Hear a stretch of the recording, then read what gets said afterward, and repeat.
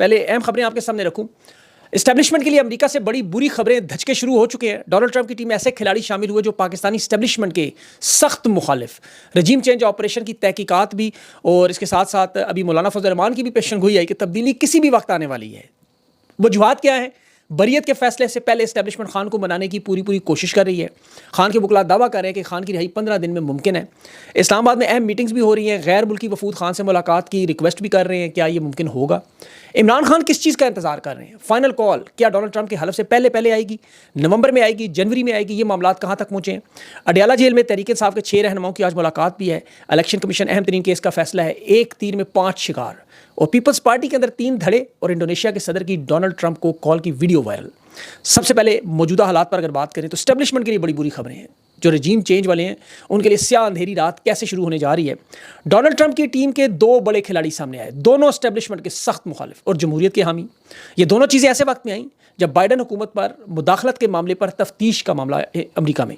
Cipher की तहकीकात कि क्या बाइडन हुकूमत ने खान की हुकूमत गिराई, इस पर तफ्तीश का मामला। और जो नतीजा निकलेगा कि अभी देखें, मुशाहिद हुसैन सैयद का भी एक बयान आपके सामने आया कि वो एनी शायद थे इस बात के कि रूस के दौरे के वक्त खान को बाकायदा फ़ोन किया गया अमेरिका से कि आप दौरा मनसूख करके वापस जाएं, ये जो आपका लंच या डिनर है ब्यूटन से, इसे कैंसिल करें, एहतजाज करें कि रूस ने यूक्रेन पे क्यों हमला किया। खान ने इनकार किया, गुस्सा किया। उसके बाद फिर साइफर का मामला आपके सामने। अब ये बात अमरीकी रिकॉर्ड में सामने आ गई।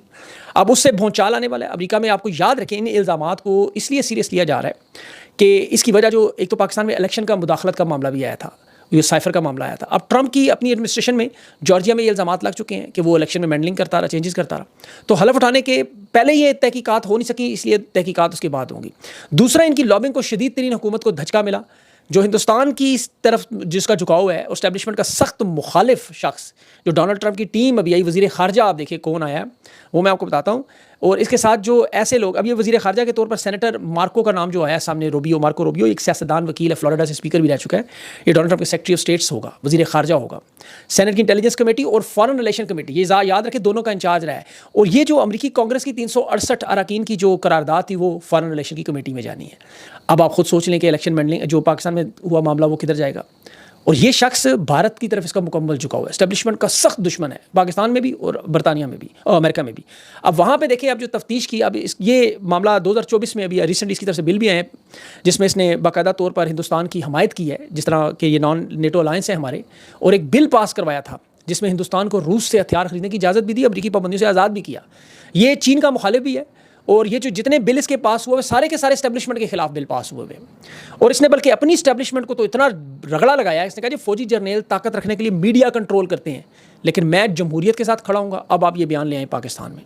ट्रंप इंतजामिया की बार बार इसीलिए बात हो रही है ना कि ये लोग अपने ही मुल्क की एस्टेब्लिशमेंट से ढसे हुए हैं। ये तल्ख तजर्बा, ये केसेस, ये सारे भुगत चुके हैं। अब दूसरा धचका जो डोनाल्ड ट्रंप की टीम में जो मजबूत तरीन एजेंसी है इनकी, CIA, जो रजीम चेंज मास्टर है दुनिया में जो मुदाखलत करती है। बाइडन हुकूमत की से मुदाखलत की थी सबसे पहले, विलियम बर्न्स भी आया था पाकिस्तान, माइक पोम्पियो भी था। अब इसमें हिंदुस्तानी निजात कैश पटेल को CIA के नए चीफ के तौर पर नाम आ रहा है। ये वकील है, डोनाल्ड ट्रंप का बहुत बड़ा सपोर्टर है, डिफेंस में पहले इंटेलिजेंस कमेटियों का हिस्सा भी रह चुका है। और इसका जो सबसे बड़ा किरदार है, ये भी रूस के हवाले से अमरीकी इलेक्शन पर जो इल्ज़ामात लगे थे, इस शख्स ने उस बयानी को दफन किया कि ऐसा कुछ नहीं हुआ। तो इसकी हमदर्दी भी रूस की तरफ है। CIA का डायरेक्टर, बल्कि इसका नाम FBI का डायरेक्टर के तौर पर भी सामने आता रहा। और इसकी भी दहशतगर्द तंजीमों के खिलाफ जो है बड़ा सख्त मौक़िफ़ रहा है। और मार्क रूबियो की तरह जो अभी वज़ीर ख़ारजा होगा, उसकी तरह इसे भी बहुत बड़ी जिम्मेदारी। और ये याद रखें, 17 इंटेलिजेंस एजेंसियों की कारकर्दगी को ये मॉनिटर भी करता है, नेशनल सिक्योरिटी का सीनियर डायरेक्टर भी रहा है। अब ये डोनाल्ड ट्रंप की एडमिनिस्ट्रेशन में बहुत बड़ा मामला होगा, क्योंकि पाकिस्तान में सारा मामला ही इस्टेब्लिशमेंट से जुड़ा हुआ है। तो अब इस सूरत हाल में देखें इस्टेब्लिशमेंट के पास क्या ऑप्शन बचती है। आप खुद सोचें कि ज़्यादा से ज़्यादा वक्त हासिल करें। एक तरफ इमरान खान, आपको पता है, अपनी सियासी चालों को कैलकुलेटेड करके चलते हैं, एक एक चीज़ देख के चलते हैं। मुश्किल वक्त तो खान ने जेल में गुजार लिया। इस्टेब्लिशमेंट ने तो जो करना था, जो ये कर सकते थे, सोच सकते थे, उन्होंने कर लिया।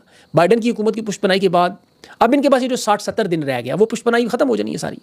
इन्होंने हर वो काम करना था जो इन्हें इजाज़त दी गई थी, कर लिया। तहरीक इंसाफ इलेक्शन से निकाली, खान गिरफ्तार, अभी भी सेनेट KP के इंतखाबात नहीं कराए, मखसूस नशिस्तें नहीं दी, 2/3 अक्सरियत छीनी, इलेक्शन का आलम कराया, ढूंढ कर जरदारी नवाज शरीफ को रातों को जगाकर फॉर्म 47 के हाथों में पकड़ाया, ज़बरदस्ती हुकूमत में बिठाया, PTI को क्रश किया, उनके अवामी एहतजाज नहीं कामयाब होने दिए, रहनुमा गिरफ्तार किए, सोशल मीडिया बंद कराया, एक्टिविस्ट, ये सारा एक मनसूबे के तहत उतरा। लेकिन जो चीज़ के मनसूबे में नहीं थी, जो ये नहीं कर सकते थे, वो डोनाल्ड ट्रंप को नहीं रोक सके। ये उनके मनसूबे में शामिल नहीं था। और ये वही हालात और तब्दीली है जिसकी इन्हें तवक्को नहीं थी कि मौलाना फजल रहमान जैसा बंदा कह रहा है कि मुल्क की सियासत में अब किसी भी वक्त बड़ी तब्दीली आ सकती है। खान की रिहाई तो मौलाना को भी नज़र आ रहा है कि 40-50 दिन में मुमकिन नहीं है, जो ज़ाहिर है लॉजिस्टिक उसके बहुत ज़्यादा है। ये रिहाई इसलिए इमरान खान की इतनी अहम और इतना बड़ा मामला बन चुका है। देखिए खान की रिहाई का मतलब क्या है।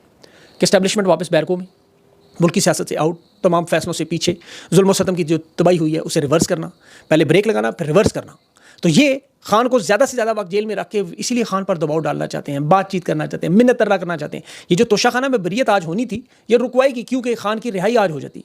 शाहरुख अर्जमंद एन वक्त पर गायब हुआ और 14 नवंबर तक केस ने मुलतवी किया। इद्दत निकाह के वक्त भी ये एन टाइम पे केस से हट गया फैसला सुनाने वाले दिन। दूसरी तरफ FIA का प्रोसिक्यूटर जो अलकादर में पेश नहीं हुआ, और राना सनाउल्लाह क्यों ये कह रहा है कि इमरान खान को सज़ा सुनाई जा सकती है, क्योंकि ये दबाव बढ़ाने का तरीका है कि खान हमारी बात मान ले किसी तरह। ये जो 50-60 दिन है इनके अंदर अंदर हम ये सारा काम कर लें। असल में ये लोग इंतज़ार इस चीज़ का कर रहे हैं कि हमें अमेरिका अरब ममालिक के ज़रिए कॉल करवाए फिर हमें माने। उसकी वजह क्या है कि ये खुद मामलात को रिवर्स करके सरेंडर नहीं करना चाहते। ये चाहते हैं कि हम कहें सऊदी अरब ने, अरब अमारात ने और अमेरिका ने हम पे दबाव डाला, उस पर हमने ये सारा कुछ किया और खान का बयानिया हम दफन करें। हम कहें देखें जी हमें तो कॉल आई थी, फिर हमने मामला ठीक किए, और इन्हें ये अंदाज़ा है कि मामला तो बदलने हैं, ये तो लिखा हुआ है इंशाल्लाह।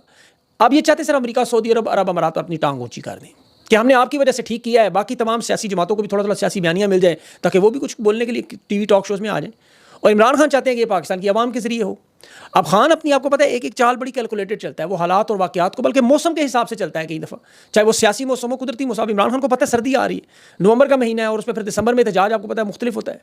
खान ने 26 साल सियासत में गुजारे हैं, आवाम में गुजारे हैं, उसे पता है आवाम किस वक्त निकलती है, किस वक्त नहीं निकलती, फाइनल कॉल कब देनी है। कहना तो फाइनल कॉल 2 मिनट का खान कह सकता है, ये मेरी फाइनल कॉल है, पार्टी निकले, लोग निकले। लेकिन इमरान खान को पता है, एक तो पंजाब सारा न धुंध का शिकार है, स्मोक अलहदा छाई हुई है, और इन हालात में आपको पता है कॉल देने का नतीजा, दबाव बढ़ाने का नतीजा उस तरह नहीं निकलेगा। इसलिए इमरान खान इस एहतजाज को चाहते हैं उस वक्त किया जाए कि पहले भी देखें तहरीक इंसाफ के जलसे तो कैंसिल हुए हैं, एहतजाज तो कैंसिल हुए, लॉन्ग मार्च भी कैंसिल हुए। खान फाइनल कॉल किसी भी वक्त दे सकता है, ये इमरान खान की मर्जी और मंशा पे है। अब ये सारा मामला इमरान खान की ख्वाहिश है आइन और कानून के तहत हो, अवाम की मर्जी से हो, अवाम खुद फैसला करे कि हम तंग आके खुद सड़कों पर निकले हैं, वो चाहे मईशत हो, इनका मैंडेट हो। इस पूरे निज़ाम को लपेटने में खान चाहे तो कर सकता था बड़े आराम से, लेकिन खान चाहते हैं सरेंडर करें, अपने कामों पे वापस जाएं, क्योंकि इन्हीं के साथ काम करना है ना दोबारा। अब तहरीक इंसाफ की क़यादत इस सोच विचार में कि एहतजाज का मामला किस अंदाज में उठाने का, अगर फाइनल कॉल खान फैसला करता है तो उसका रिएक्शन क्या आएगा। देखिए क़यादत ये तस्लीम करे ना करे कि ये मामला अमेरिका से हल होगा, सब जानते हैं हकीकत यही है, जहाँ से मामला ख़राब हुआ वहीं से ठीक हो, ये फितरत का तकाज़ा भी है। अब डोनाल्ड ट्रंप की हुकूमत जो है वो मुकम्मल तौर पर इक़्तिदार में आएगी 20 जनवरी के बाद। अगर ये अफ़वाम व तफ़हीम से मामला हल नहीं होता और अवाम और तहरीक इंसाफ की क़यादत को इम्तहान में नहीं पढ़ना पड़ता, खान के केसेस भी ख़त्म होते हैं, मैंडेट भी वापस होता है, तो सारा मामला सीधा हो जाएगा। अभी तो सारी कोशिश केसेस में वक्त हासिल करने की, 54 केसेस खान के ऊपर पंजाब में, नूरीन खान की दरख्वास्त पर आज फ़ारूक हैदर की अदालत में सारे केसेस सामने आए। अब अंदाज़ा करें 54 केसेस बनाने की क्या तुक थी, वक्त हासिल करना। पंजाब पुलिस ने लाहौर में 21 मुकदमात खान के ऊपर दर्ज किए हुए, अंदाज़ा करें। पिंडी में 19 मुकदमात, गुजरांवाला में 1 है, शेखुपुरा में 7 हैं, फैसलाबाद में भी 5 हैं, इस तरह कुछ 53 बनते हैं। अब इमरान खान को अंदाज़ा है कि एक तो मुआशी मसाइल जो है वो दिसंबर के महीने में जो ही IMF की मीटिंग खत्म होनी है ये, और मिनी बजट आना है, नए टैक्सेस लगने हैं, महंगाई की एक लहर नए अंदाज में आ जाएगी, उसमें तनख्वाहदार तबका इस दफ़ा बुरी तरह रगड़ा जाएगा, पिस जाएगा। पेट्रोल पूरी दुनिया में सस्ता है और हुकूमत कोशिश करिए सस्ते पेट्रोल पर ज़्यादा लेवी लगा के टैक्स ला के मुनाफा कमा ले, और लोगों की ज़रूरत ज़िंदगी मज़ीद महंगी से महंगी हो जाएंगी, अवाम पे दबाव आए, ये लोग मज़ीद गंदे हो जाएंगे। IMF का दबाव तो ये कि खर्चात कम करें, माली मुश्किलात कम करें, लेकिन चूंकि ये वोट से नहीं आए, इन्हें अवाम का कोई दुख दर्द नहीं है। फॉर्म 47 हाथ में पकड़ा के ज़बरदस्ती रात को जगा के इक़्तिदार में, अवाम से क्या कर्ज है। एक ख़जाने की चाबी इनके पास है और बाकी वज़ीर आला हाउस इनके पास है, सफारतखाने बेच रहे हैं, इदारे बेच रहे हैं, सर्जरियाँ करवाने दुनिया भर में जा रहे हैं। आपको पता है 264 महंगी गाड़ियाँ BMW मर्सिडीज़ लैंड क्रूज़रें वाशिंगटन के लिए, सऊदी अरब के लिए, काबुल के लिए, दिल्ली के लिए खरीद रहे हैं। एक ऐसा मुल्क इन हालात में आप ज़रा सोच सकते हैं कि IMF बैठा हुआ इनसे कर्जे की डील कर और ये गाड़ियाँ खरीद रहे हैं। इन्हें पता है कि इनका आखिरी वक्त है, लूट लें जितना लूट सकते हैं बस। ये जाके जनेवा में सारे मामलात वही हैं, और चोरों के दरमियान हमेशा माल के बंटवारे पर लड़ाई है। पीपल्स पार्टी के जो इख्तलाफात हैं, आपको पता है 3-3 ग्रुप वहाँ वाकई लड़ रहे हैं। कल मुझे ऐसी इन्फॉर्मेशन के शवाहद मिली कि अब हम तो चूँकि इन मामलात में मसरूफ़ हैं, मैं वो ऐसे स्कैंडल्स आपके सामने रखूँ, आपके यार ये हो क्या रहा है, बहरहाल को दफ़ा करें कि वो मामलात ऐसे नहीं। अब तहरीक इंसाफ के अंदर भी इस तरह के मसाइल हैं, वैसे उन पर भी बात ज़रूर करनी चाहिए। सोशल मीडिया में मैं देख रहा हूँ तहरीक इंसाफ के रहनुमाओं की, वर्कर्स की कुछ लड़ाई झगड़ा नजर है। वैसे आमतौर पर देखें ये इतनी बड़ी बात नहीं है, तहरीक इंसाफ बहुत बड़ी जमात है, बहुत बड़ी जमात, और ये जो लड़ाई है मैं तो इस तरह देखता हूँ कि इन्हें खुश होना चाहिए कि क़यादत पर एक तो अवाम का दबाव आना चाहिए और रहना चाहिए। तहरीक इंसाफ की क़यादत में देखिए शेख वकास अकरम का बयान डिजिटल मीडिया के हवाले से, जो सोशल मीडिया में जो थोड़े दुखी थे कि आखिरी बयान पे कि उन्होंने क्यों ऐसा कहा, उस पर तो देखें 10 मिनट की वो तकरीर शेख वकास की, मेरी दरख्वास्त है आप एक दफ़ा सुने, 10 मिनट अपने निकालें कि उसने कहा क्या, वो जो हिस्से काट के लगे थे वो तो कुछ और ही कहानी बता रहे थे। मैं भी उसमें पढ़ गया, मैंने कहा वाकई शेख वकास ने क्या कर दिया। वो 10 मिनट तकरीर पूरी बैठ के सुनी तो पता चला यार ये तो कुछ और ही बात, उसमें तो उसने कहा ही नहीं। वो सुने आप लोग खुद अंदाज़ा करें। लेकिन उसके बावजूद शेख वकास अकरम ने आज सोशल मीडिया के ऊपर बयान भी जारी किया कि हमारे हक की जंग में बातिल के खिलाफ लड़ने वाले फ्रंट रनर्स है सोशल मीडिया। तो जो लोग दुखी हुए हैं वो मेरे ख्याल में आप ठीक हुए, उनकी बयान भी आ गए। अब उस पर फिर एक शंदाना साहिबा का भी एक बयान आ रहा है, फिर उसके बाद शेर अफजल का भी बयान आ रहा है, फिर अजहर मशवानी का नौजवान लड़का हैदर सईद, उसके साथ भी बातें। अब ये देखिए, मैं इन हालात को इस तरह देखता हूँ, चूँकि शेर के बच्चे वेले बैठे हुए हैं, वेले बैठते हैं तो वो फिर आपस में लड़ते हैं। अब उन्हें क्योंकि एहतजाज का मौका नहीं मिल रहा, तो वो थोड़ा सा जो अपनी तवानाई को खर्च करते हैं, ये भी बड़ा ज़रूरी होता है। तो मेरे ख्याल में इससे कोई फ़र्क नहीं पड़ता, ये लड़ते रहे और लड़ना चाहिए भी नहीं। इख्तलाफात से, जो जमहूरी इख्तलाफात हैं, उनसे हमेशा गुफ्तगू में भी और इसमें, लेकिन थोड़ा सा ख्याल रखते हुए खुल के तनकीद एक दूसरे पे करें, एक दूसरे की पॉलिसियों पे करें, सोच पे करें, लेकिन किसी को वारदात ना डालने दें। ये जो बयान काट के बीच में एक थोड़ा सा हिस्सा लगाया जाता है, वो ना करने दें। तहकीक ज़रूर करें, उस चीज़ को पूरा सुने, जो गलती करे उसको रगड़ के रख दें बेशक, लेकिन एक बयान, एक क्लिप पर अपना बयानिया ना बनाएं, ये याद रखें। रगड़ा ज़रूर लगाएं, रगड़ा बड़ा ज़रूरी है, तहकीक के बाद रगड़ा। और चूँकि आवाम के पास तो देखिए इतना वक्त नहीं होता, लोग मसरूफ़ होते हैं, कोई खबर सुनते हैं, बात तो गलती हमसे भी, मेरे खुद कई दफ़ा हुई है, मैंने माफ़ी मांगी बाकायदा तौर पे कि और इस तरह का देखें, मुझे एक वाक़या भी याद है। पंजाब का एक गाँव देहात, आपको पता है, वहाँ या कबायली इलाके भी, वहाँ पर अक्सर रवायती अदालतें लगाई जाती, जिरगाव जिसे कहते हैं। वो सरपंच एक बड़ा बंदा, बासर काबिल एहतराम शख्सियत होती है, उसका इलाके में बड़ा एक नाम होता है, सरपंच की लोग बात सुनते हैं। एक मुकदमे की समात ऐसे कर रहा था उस जिरगे में। अब चूँकि लोग की आदत के फैसलों को तस्लीम करते हैं, एक शख्स भागता हुआ उस जिरगे में दाखिल हुआ, उसने सरपंच को कहा, जी आपकी तो बेटी किसी के साथ भाग गई है। अब चूंकि ये खबर समाज के हिसाब से, आपको पता है, बहुत बड़ा धचका है। सरपंच की अपनी इज्जत, जिरगे की साख, सब कुछ दांव पे लग जाता है। लोग कहते हैं ये शख्स हमारी क़यादत करता है, ये हमारे फैसले करता है, अपने घर में बेटी नहीं संभाल सका। आपको पता है ये रवायती रद्द-ए-अमल तो यही आता है।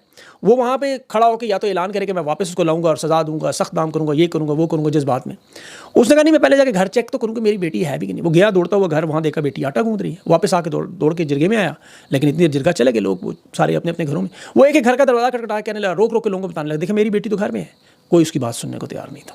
सब यही कहते रहे कि ये कवर कर रहा है, मामले को दबा रहा है, मिट्टी पा रहा है। ये इलाके का इंतहाई बासर शख्स फिर मजबूर होकर फिर अपनी जान पे खेल गया।